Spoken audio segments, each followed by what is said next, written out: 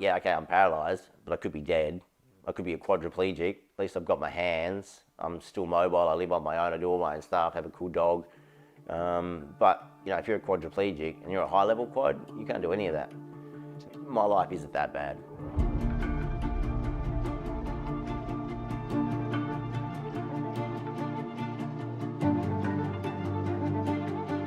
So joining the Navy at 16, I got my first sea posting on HMAS Newcastle, and I met the clearance diver on board, and I said that I'd probably want to be an underwater medic. And he says, do you want to work with divers or you want to be a diver? And I'm like, well, I think I'd rather be a diver than work with divers. So that was the start of the whole, all right, got to get training, got to learn how to do all that. My whole focus, like all day, every day, was what I needed to do training-wise. You know, like I'd run to work or I'd swim, ride, like I'd do as much as I could do every day, being a steward, to try and get ready for the clearance divers course.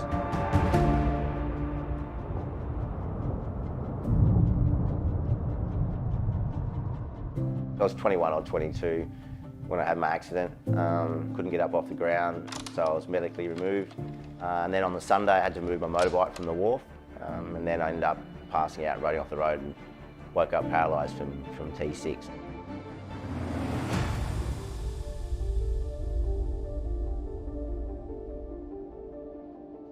When you have an injury, either it could be a brain injury, it could be a spinal injury, everybody's affected, like all your family, all your friends are, but then they realise that they're a part of your strength, and then they realise how much they have of their own. All that sadness of, like, I'm not doing defence, but it's like, well, hang on, I've got way more opportunity now. So I ended up moving in with a cool mate of mine, and he had a friend come over from the US that was doing triathlon at the time. And I was like, oh, that'd be pretty cool, maybe I'll have a go. I borrowed a hand cycle, borrowed a race chair, and went and did a local triathlon in Melbourne.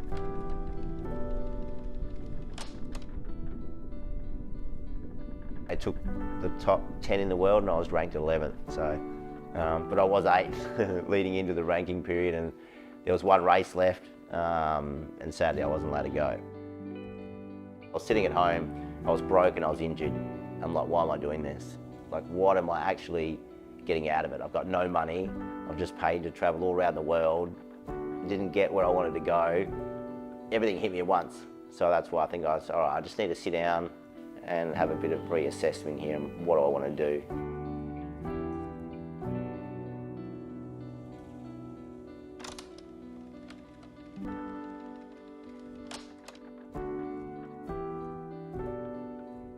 Definitely the Invictus Games aren't about winning. Medals are nice, and I've got 5 of them, but it's that whole journey, getting through all the training camps, getting there.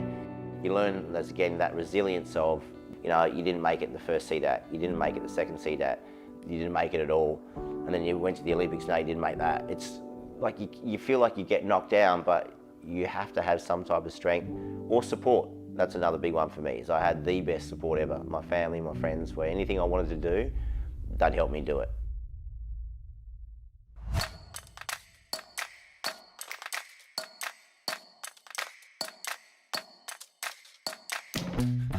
Came over the line just under 12 hours, so I was super happy. And from there it was like, all right, now the world is your oyster. What do you want to do now? I've started a whole new journey with parabiathlon. So I'm just learning how to do snow stuff. You know, it's such a new sport for us.